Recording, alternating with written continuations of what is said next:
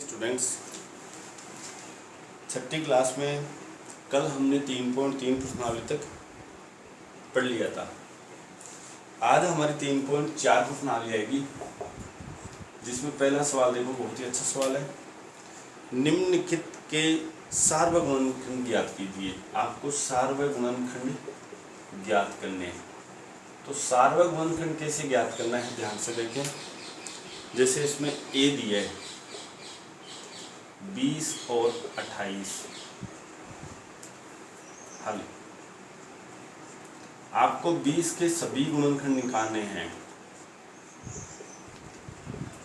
ये मैंने पहले बता दिया है आपको कि गुणनखंड किस तरह से निकाले जाते हैं। पुनः देखिए, 20 में किन किन संख्याओं का भाग जाता है। जिन संख्याओं का भाग जाएगा वो इसका एक गुणनखंड होगा। जैसे 1 का जाता है, 2 का जाता है, 3 का नहीं जाता है, तो 3 इसका गुणनखंड नहीं है। 4 का भी जाता है, 5 का जाता है, 6 का नहीं जाएगा, 7 का भी नहीं जाएगा, 8 का भी नहीं जाएगा, 9 का नहीं जाएगा, 10 का जाएगा। 10 और 20, इस तरह से ये 20 के सभी गुणनखंड हो गए। उसके बाद इसी तरह से 28 के सभी गुणनखंड निकाल लें।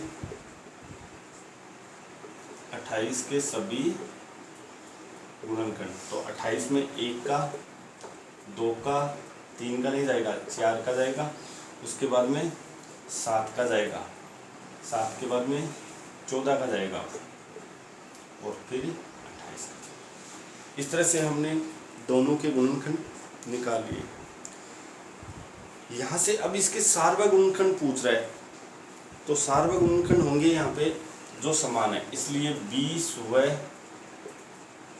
28 के सार्वगुणनखंड जो इनमें समान है वो इसके सार्वगुणनखंड होते हैं। जैसे यहाँ पे 1 आ गया, दूसरा भी समान है 2 आ गया, 4 भी समान है 4, 5 इसमें नहीं है, 10 इसमें नहीं है, 20, तो 1, 2 और 4 हो जाएगा। ये इन दोनों संख्याओं के 20 और 28 के सार्वगुणनखंड होंगे। इसी तरह से आपको ये आगे के सवाल हल करने हैं। तो इसमें 20 सवाल है, वो है 15 और 25, ये आप लोग निकाले ना। सी इसमें दिया है 35 और 50, 35 और 50। और डी यहाँ पे मैं बता देता हूँ आपको, ABC डी देखिए।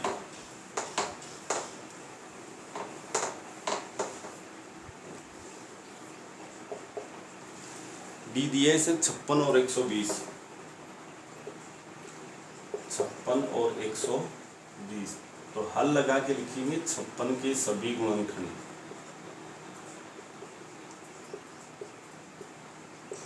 1 का भाग जाएगा, 2 का भी जाएगा, 3 का नहीं जाएगा, 4 का जाएगा, 4 1 2। उसके अंदर 5 6 का नहीं जाएगा, 7 का जाएगा, 7 के बाद में 8 का भी जाएगा। उसके बाद में 8 के बाद में 9 10 11 12 का नहीं जाएगा, 13 का भी नहीं जाएगा। उसके बाद में 14 का चला जाएगा, 14 के फाड़े में 56 आता है। उसके बाद में है 14 के बाद में आएगा हमारे पास सीधा ही 28 का जाएगा।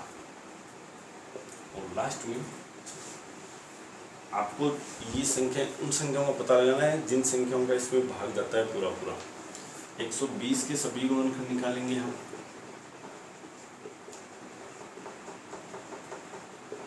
एक हो जाएगा, 2 हो जाएगा, 3 हो जाएगा, 4 भी हो जाएगा, 5 भी हो जाएगा, 6 भी हो जाएगा, 7 नहीं होगा। उसके बाद में 8 हो जाएगा, 8 के बाद में 10 भी हो जाएगा, 12 हो जाएगा। उसके बाद में 13 14 नहीं होगा, 15 हो जाएगा। 15 के फाड़े में भी 120 आता है। 15 के बाद में हम लोग देंगे, इसमें 20 का भी भाग जाएगा, तो 20 हो जाएगा। 20 के बाद में 24 का भी जाएगा, 24 के बाद में 30 का जाएगा, 30 के बाद में डायरेक्ट 60 का जाएगा, 30 के बाद में 40 का भी, सॉरी 40 रह गया, 60 हो गया और फिर 120। और अंत में आप लिखोगे, इसलिए 56 और 120 के सार्वय गुणनखंड, इसमें जो कॉमन मिल रहा है देखो, एक दोनों में है तो एक, दो भी दोनों में आ गया, चार दोनों में है, सात यहाँ नहीं है, आठ दोनों में है देखो, 14 इसमें नहीं है, 28 इसमें नहीं है, 56 भी इसमें नहीं है। तो यहाँ पे इसके सारे होंगे 1, 2, 4 और 8। इस तरह से ये हमारे पहला प्रश्न कंप्लीट होता है। दूसरा प्रश्न भी ऐसा ही है, तो दूसरा प्रश्न आप लोग स्वयं कर लेंगे, ऐसा ही है। देखो यहाँ पे एक प्रश्न मैं बता देता हूँ, उसमें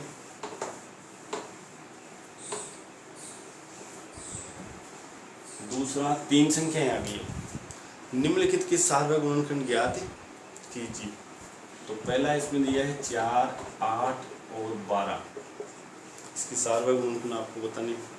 इसी तरह से बी दिया है 5, 15 और 25। तो आप वही सिस्टम करोगे जो पीछे किया है, 5 के सभी गुणनखंड,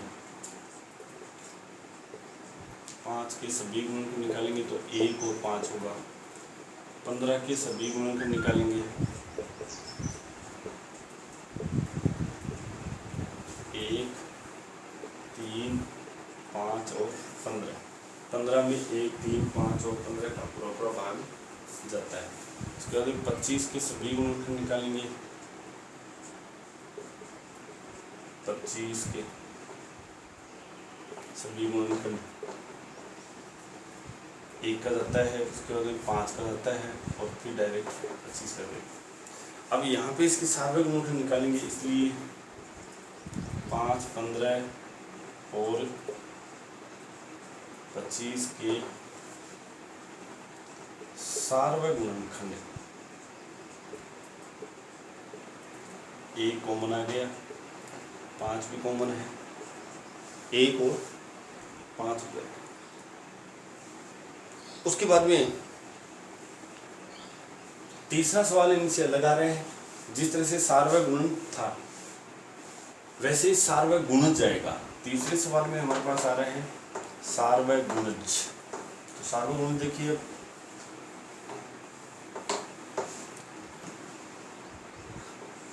तीसरा सवाल है, इसमें निम्नलिखित के प्रथम 3 सार्वय गुणज, प्रथम 3 सार्वय गुणज लिखिए। इसमें ए है 6 और 8, बी है 12 और 18। मैं हल भी बता रहा हूं आपको। आपसे यहाँ पे प्रथम 3 सार्वय गुणज पूछा जा रहा है, तो 12 के गुणज लिखिए। 12 के गुणज, 12 के टेबल लिखनी है। 12, 12 2 24, 12 3 36, 12 4 48, 4 या 5 बार लिख दो आप, फिर डेज लगा दो। इसी तरह से 18 के गुणज, 18 एकम 18, 18 2 36, 18 3 54।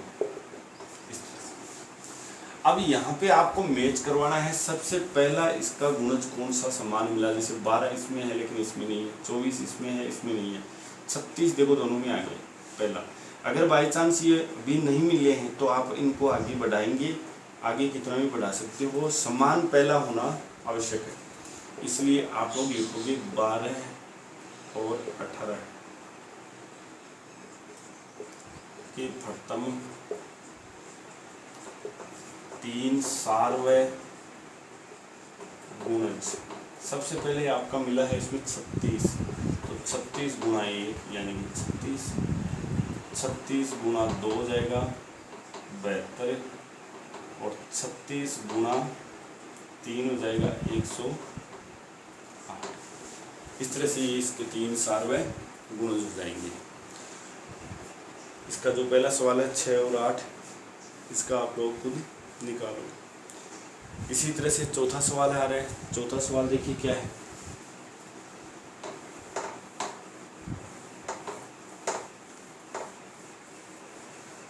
सवाल नंबर 4 देखो, बहुत अच्छा है, ऐसा ही है, इससे मिलता जुलता है। 100 से छोटी, 100 से छोटी सभी संख्या लिखो,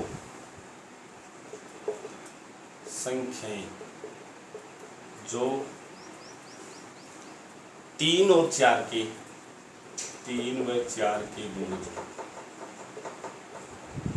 यानी कि आपको ऐसी 100 से छोटी संख्या लिखनी है जिसमें 3 का भी भाग जाए और 4 का भी भाग जाए। तो कहने का मतलब है 3 व 4 के सार्वय गुणज देखने हैं और 100 से छोटे छोटे लिखने हैं। तो पहले यहाँ पे हल लगा के लिखोगे 3 के गुणज,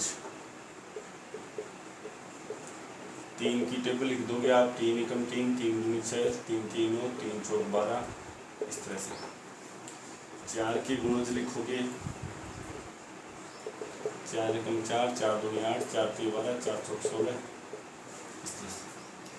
अब आप लोग लिखोगे, इसलिए 3 व 4 के सार्वय गुणज जो 100 से छोटे हैं, केवल 100 से छोटे आपको सारे लिखने। सबसे पहले समान कौन सा मिला, देखो इसमें 3 नहीं है, 6 नहीं है, 9 नहीं है, 12 मिल गया। तो 12 की टेबल लिखनी है, 12 गुना 1 12, 2 24, 3 36, 4 48, 5 60, 6 72। अभी ये हमारे पास सब छोटी आ रही है संख्या। 12 गुना 7 84, 12 गुना 8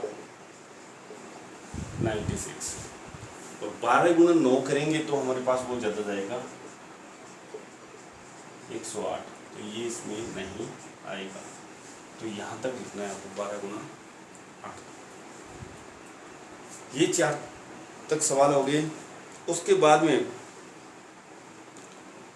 5वां सवाल देखते हैं। 5वां सवाल देखिए। अब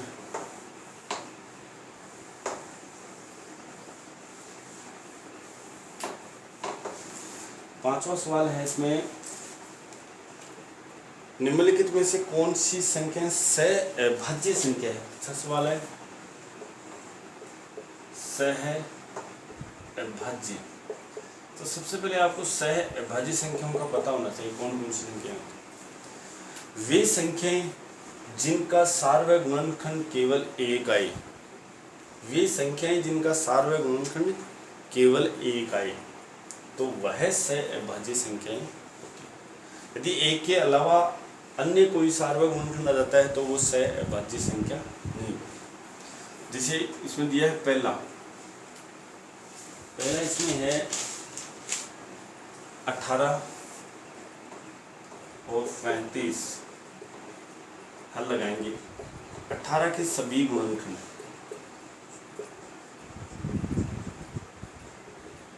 एक का जाएगा, 2 का भी जाएगा, 3 का भी जाएगा, उसके बाद 6 का जाएगा और 9 का जाएगा 18।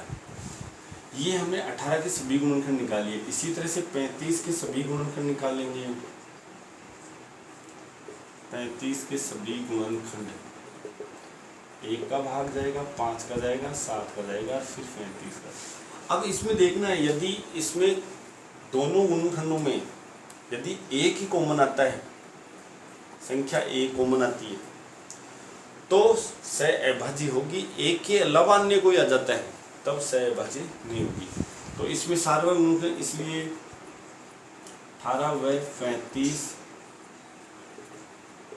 के सार्वय गुणनखंड, यहाँ पे देखो 1 है, दूसरा भी नहीं है, 3 भी नहीं है, 6 भी नहीं है, 9 भी नहीं है, 18 1 है। 18 व 35 सार्वय गुणनखंड 1 है, इसलिए 18 व 35 सहअभाज्य संख्याएं हैं। सहअभाज्य संख्याएं। दूसरा इसके अंदर बी दे रखा है, दूसरा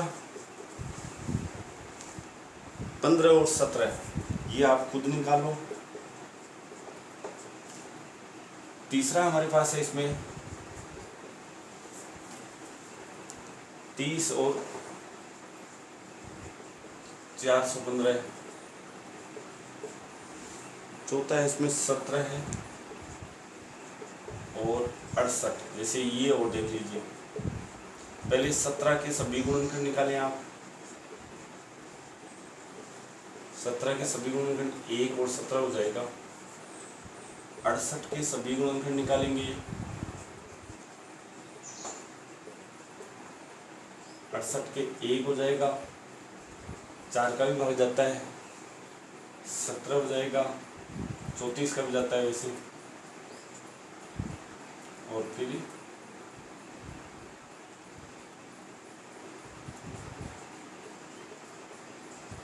68। 1 4 17 34 और 68। ये हमारे पास 17 का हो गया। अब इसका हम सारवा गुणनखंड निकालेंगे, इसलिए 17 व 68 के सारवा गुणनखंड बराबर, यहाँ देखना आप 1 के अलावा कोई संख्या आ जाती है तब से भाज्य नहीं होगी। तो 17 व 68 के सारवा गुणनखंड देखेंगे तो 1 देखो दोनों में कॉमन आ गया, और यहाँ 17 भी आ रहा है, 17, इसलिए 17 व 68 से अभाज्य संख्याएं नहीं है, ये सहभाज्य संख्या नहीं होगी। इस तरह से ये 3.4 प्रश्नावली के 5 सवाल कंप्लीट हो गए हैं, बाकी हम कल देखते हैं।